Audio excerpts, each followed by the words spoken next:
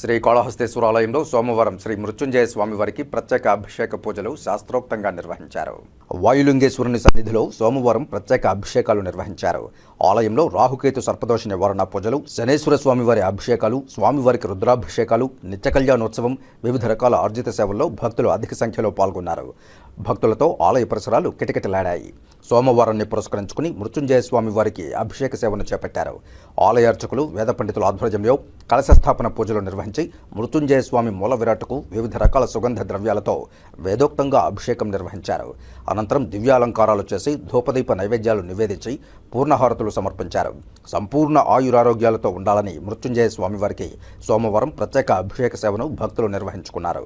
ఈ కార్యక్రమంలో assistant commissioner Mallikarjuna Prasad, temple inspector Sudarshan Naidu, PRO Ravi, temple superintendent Nagabhushanam Yadav, ఆలయ అధికారులు పాల్గొన్నారు.